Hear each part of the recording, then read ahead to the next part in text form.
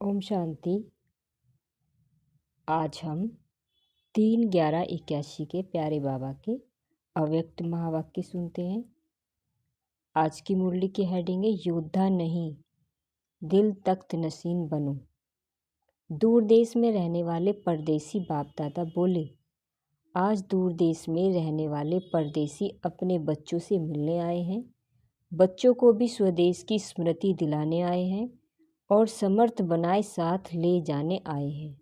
स्वदेश स्मृति में आ गया है ना। यह पराया देश और पराया राज्य है जिसमें पुराना ही पुराना दिखाई देता है। व्यक्ति देखो व वस्तु देखो, सब क्या दिखाई देता है? सब जड़ जड़ीभूत हो गए हैं। चारों ओर अंधकार छाया हुआ है। ऐसे देश में आप सभी बंधनों में बंधे हुए बंधन मुक्त आत्मा बन गए। तब बाप आकर स्वरूप और स्वदेश की स्मृति दे बंधन मुक्त बनाए स्वदेश में ले जाते हैं। साथ साथ स्वराज्य के अधिकारी बनाते हैं। तो सभी बच्चे अपने स्वदेश में जाने के लिए तैयार हो। वह जैसे आप लोग एक ड्रामा दिखाते हो, स्वर्ग में जाने के लिए चाहते हुए भी कोई बिरला तैयार होता है। ऐसे ही बातें बनाकर चलेंगे चलेंगे कहने वाले तो नहीं हो। हिसाब किताब समाप्त कर लिया है, वह अभी कुछ रहा हुआ है। अपने हिसाब किताब के समाप्ति का समाप्ति समारोह मना लिया है, वह अभी तक तैयारी ही कर रहे हो। ऐसे तो नहीं समझते हो कि अंत में समाप्ति समारोह मनाएंगे। समाप्ति समारोह अब से मनाएंगे, तब अंत में संपूर्णता समारोह मनाएंगे। यह पुराना हिसाब किताब समाप्त करना है। वह अब करने से बहुत काल के बंधन मुक्त, बहुत काल के जीवन मुक्त पद को पा सकेंगे। नहीं तो अंत तक युद्ध करने वाले योद्धा ही रह जाएंगे। जो अंत तक योद्धा जीवन में रहता, उसकी प्रारब्ध क्या होगी? योद्धा जीवन तो बचपन का जीवन है। अब तो स्वराज्य अधिकारी हो गए। स्मृति का तिलक बाप के दिल तख्त नशीन हो गए। तख्त नशीन योद्धे क्या है? युद्ध की प्रारब्ध तख्त और ताज मिल गया। क्या यह वर्तमान प्रारब्ध व प्रत्यक्ष फल प्राप्त नहीं हुआ है? संगम युग की प्रारब्ध पा ली है व पानी है। गीत क्या गाते हो? पाना था वह पा लिया, वह पाना है। जबकि वर्तमान के साथ भविष्य का संबंध है, तो भविष्य प्रारब्ध 2500 वर्ष है।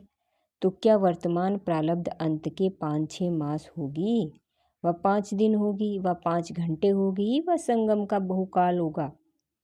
अगर संगम युग की प्रारब्ध बहुत काल नहीं होगी, तो भविष्य प्रारब्ध बहुत काल कैसे होगी? वहाँ के 2500 वर्ष यहाँ के 25 वर्ष भी नहीं होगी। डायरेक्ट बाप के बच्चे बन संगम युग का सदाकाल का वर्षा न पाया तो पाया ही क्या? सर्व खजानों के खानों के मालिक उसके बालक बन खजानों से संपन्न नहीं बने तो मालिक के बालक बनकर किया क्या? सफलता हमारा जन्मसिद्ध अधिकार है। यह कहते सदा सफलता का अनुभव नहीं किया तो जन्मसिद्ध अधिकारी बन के क्या किया? भाग्य विधाता के दोनों बाप के बच्चे बने, फिर भी सदा पद्मा पदम भाग्यशाली न बने तो 2 बाप के बच्चे बन के क्या किया? श्रेष्ठ कर्मों की व श्रेष्ठ चरित्र बनाने की अति सहज विधि वरदाता बन के बाप ने दी, फिर भी सिद्धि स्वरूप नहीं बने तो क्या किया? क्या युद्ध करना, मेहनत करना, धीरे धीरे आराम से चलना यही पसंद है क्या? युद्ध का मैदान पसंद आता है, दिल तख्त पसंद नहीं है क्या? अगर तख्त ही पसंद है तो तख्त नशीन के पास माया आ नहीं सकती। तख्त से उतर युद्ध के मैदान में चले जाते हो तब मेहनत करनी पड़ती है। जैसे कई बच्चे होते हैं झगड़ने लड़ने के बिना रह नहीं सकते, और कोई नहीं मिलेगा तो अपने से ही कोई ना कोई कस करते रहेंगे। युद्ध के संस्कार राज्य तख्त छुड़ा के भी युद्ध के मैदान में ले जाते हैं। अब युद्ध के संस्कार समाप्त करो, राज्य के संस्कार धारण करो, प्रालब्धि बनो, तब बहुकाल के भविष्य प्रालब्धि भी बनेंगे। अंत तक योद्धेपन की जीवन होगी तो क्या बनेंगे? चंद्रवंशी बनना पड़ेगा। सूर्यवंशी की निशानी बताई बाबा ने। सदा खुशी की रास करने वाले, सदा अतीन्द्रिय सुख के झूले में झूलने वाले चंद्रवंशी राम को कब झूले में नहीं झुलाते हैं, रास नहीं दिखाते हैं, युद्ध का तीर कमान ही दिखाते हैं राम के हाथ में। पीछे का राज्य भाग्य मिलेगा, आधा समय का राज्य बहुकाल तो नहीं हुआ ना, तो सदा झूले में झूलते रहो। सर्व से रास मिलाते हुए खुशी की रास करते रहो। इसको कहा जाता है संगम युग की प्रारब्ध स्वरूप। पुरुषार्थी है यह शब्द भी कहाँ तक, अभी अभी पुरुषार्थी, अभी अभी प्रारब्धि। संगम के पुरुषार्थी सत्युग के प्रारब्धि नहीं, संगम युग के प्रारब्धि के बनना है, प्रारब्धि बनना है। अभी अभी बीज बो, अभी अभी फल खाओ। जब साइंस वाले भी हर कार्य में प्राप्ति के गति को तीव्र बना रहे हैं, तो साइलेंस की शक्ति वाले अपनी गति को उससे भी ज़्यादा तीव्र करेंगे ना। वह एक जन्म में करना और दूसरे जन्म में पाना। वे लोग आवाज़ की गति से भी तेज जाने चाहते हैं, साइंस वाले। सब कार्य सेकंड की गति से भी आगे करना चाहते हैं। इतने सारे विश्व का विनाश कितने थोड़े समय में करने के लिए तैयार हो गए हैं। तो स्थापना के निमित्त बनी हुई आत्मा सेकंड में करना, सेकंड में पाना, ऐसी तीव्र गति के अनुभव नहीं होंगे। तो समझा अभी क्या करना है, प्रत्यक्ष फल खाओ। प्रत्यक्ष फल नहीं अच्छा लगता, मेहनत करने वाला फल अच्छा लगता है। मेहनत का सूखा फल खा के तो ऐसे कमज़ोर बन गए, नैनहीन, बुद्धिहीन, श्रेष्ठ कर्महीन बन गए। अब तो ताज़ा प्रत्यक्ष फल खाओ।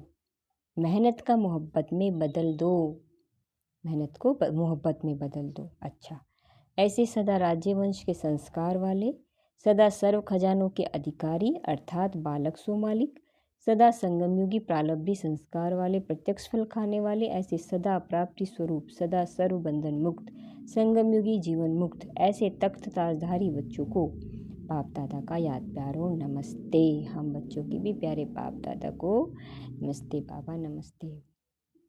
पार्टियों के साथ बाबा मुलाकात कर रहे हैं। सदा रूहानी नशे में स्थित रहते हो। रूहानी नशा अर्थात आत्म अभिमानी बनना, सदा चलते फिरते आत्मा को देखना, यही है रूहानी नशा। रूहानी नशे में सदा सर्व प्राप्ति का अनुभव सहज ही होगा। जैसे स्थूल नशे वाले भी अपने को प्राप्तिवान समझते हैं, वैसे रूहानी नशे में रहने वाले सर्व प्राप्ति स्वरूप बन जाते हैं। इस नशे में रहने से सर्व प्रकार के दुख दूर हो जाते हैं, दुख और अशांति को विदाई हो जाती है। जब सदाकाल के लिए सुखदाता के, शांतिदाता के बच्चे बन गए, तो दुख अशांति को विदाई हो गई ना। अशांति का नाम निशान भी नहीं। शांति के सागर के बच्चे अशांत कैसे हो सकते हैं। रूहानी नशा अर्थात दुख और अशांति की समाप्ति, उसकी विदाई का समारोह मना दिया। क्योंकि दुख अशांति की उत्पत्ति होती है अपवित्रता से।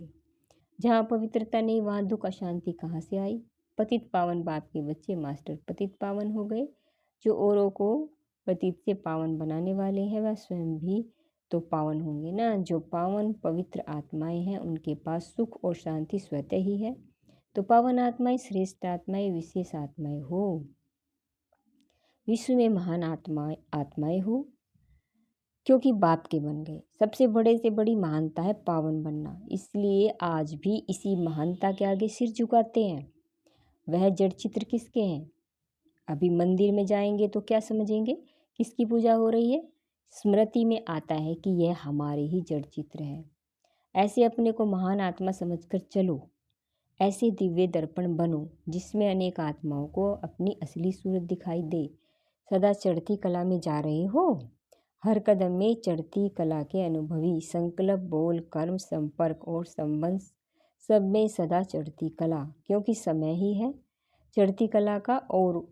और कोई भी युग चढ़ती कला का नहीं है। संगम युग ही चढ़ती कला का युग है। तो जैसा समय वैसा ही अनुभव होना चाहिए। जो सेकंड बीता उसके आगे का सेकंड आया। तो चढ़ती कला ऐसे नहीं 2 मास पहले जैसे थे वैसे ही अभी हो। हर समय परिवर्तन, लेकिन परिवर्तन भी चढ़ती कला का किसी भी बात में रुकने वाले नहीं। चढ़ती कला वाले रुकते नहीं हैं, वे सदा औरों को भी चढ़ती कला में ले जाते हैं। प्रश्न आज की मुरली का, जो सदा उड़ते पंछी होंगे उनकी निशानी क्या होगी? उत्तर दिया है बाबा ने, वह चक्रवर्ती होंगे, ऑलराउंड पाठधारी, उड़ती कला वाले। ऐसे निर्बंधन होंगे जो जहाँ भी सेवा हो वहाँ पहुँच जाएंगे और हर प्रकार की सेवा में सफलता मूर्त बन जाएंगे। जैसे बाप ऑलराउंड पाठधारी है, सखा भी बन सकते तो बाप भी बन सकते हैं, बाबा सखा भी बन सकते तो बाप भी बन सकते। ऐसी उड़ती कला वाले जिस समय जो सेवा की आवश्यकता होगी उसमें संपन्न पाठ बजा सकेंगे। इसको ही कहा जाता है ऑलराउंड उड़ता पंछी। अच्छा, ओम शांति। तो ये थे आज के प्यारे बाबा के महावाक्य।